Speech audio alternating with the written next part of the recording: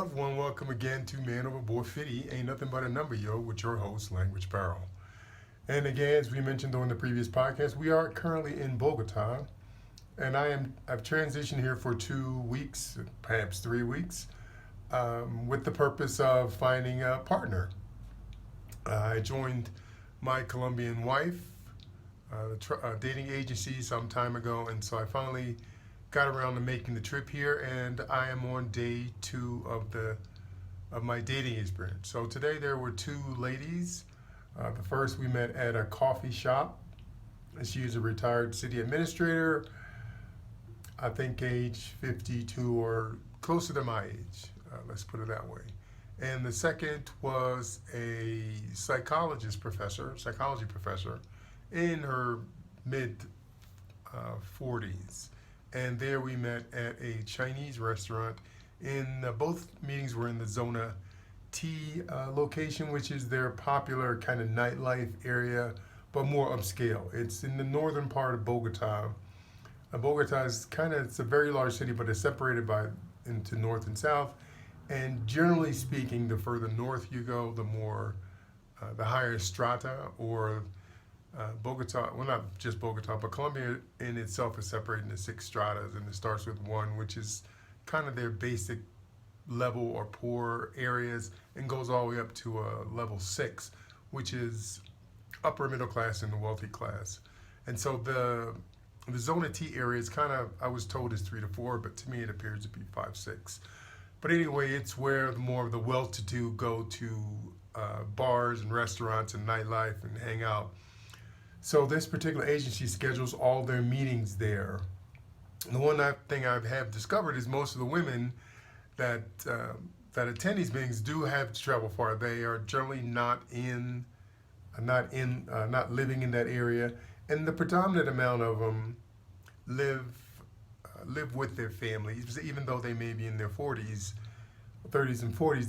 The rule is that even the young men live with their families until such time that they are able to actually go out and purchase a home and live independently. Now, the one woman, the psychology professor, she was unique in that she currently has her own condo. She lives by herself.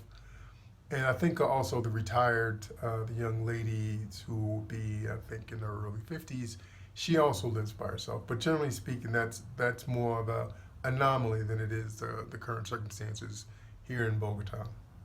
So I don't know if I want to really focus the specifics on the date. What I will focus on is the quality of the individuals that I met during the first 2 days and the first 3 dates of my visits in Colombia.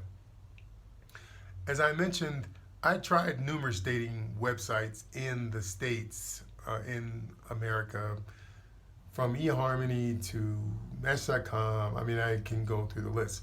And it was hard really getting any type of responses, let alone get dates out of it. And I mentioned before, I pretty much am attracted to educated women or professional women. So that was always a struggle in the U.S. And people have all kinds of opinions on the women outside of the U.S. And they say, well, that some of them are looking for a free ride to America, and there's some validity to that. There are some that are, but a large majority of the women don't want to leave their home country because it's a family and family-dominated culture. The families are probably the most important thing, where in the U.S., it's probably achievement that ranks higher than families. So here, a lot of the women don't want to leave their families. What they want to do is they want to kind of find a person that's going to be committed to them. They're going to move and live in Colombia. And that's a bit of a struggle, to be honest, because a lot of times foreign men that move here, they become no different than the Colombian men, and that they end up finding multiple partners. It is it's a difficult place for single heterosexual monogamous men to foster monogamous relationships. It is what it is. It's a very difficult environment. And so some of the women most of the women that I've encountered who are professional, and I think so far 3 out of 3 have been divorced. and they pretty much all say they divorced for the same reason, that their husband was unfaithful. Now, is there some validity to the fact that some of them could be seeking a different or better life outside of Colombia? Yeah, it's probably true. I mean, that's not just for Colombia, but that's all over the world, whether they're coming from Asia or Africa or Latin America.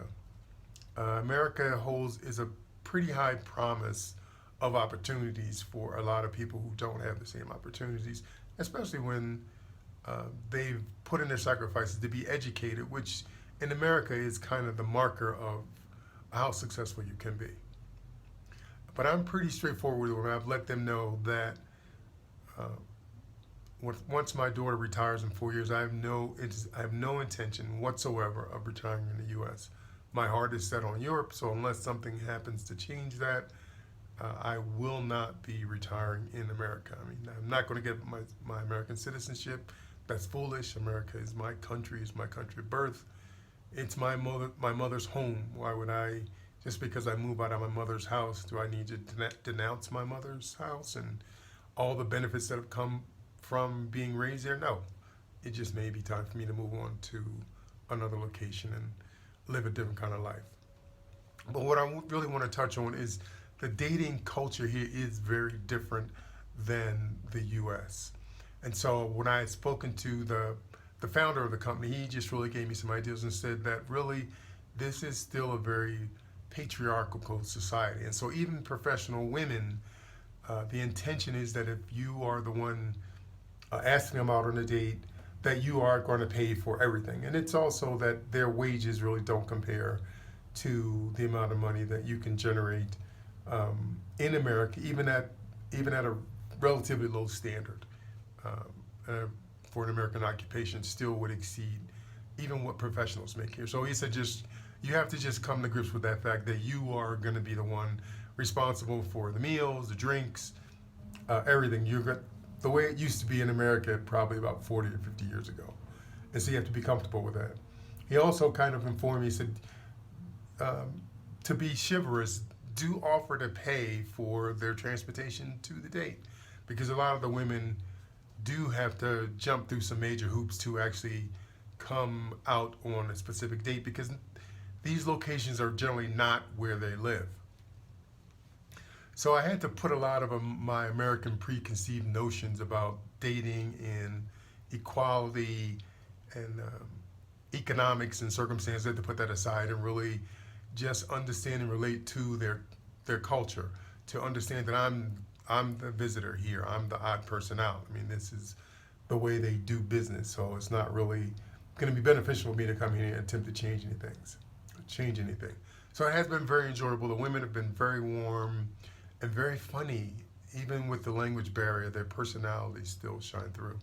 And there's a saying in some psychology literature that people are defaulted to the truth, which means you have a tendency to believe in the best of people, right? You trust that their words are true until they prove otherwise. And so you go with that same assumption here. And so I go under the assumption that they're really looking for a partner. And if a better life comes out of that, then that's icing on the cake. But it's just been a very enjoyable experience dating outside of America.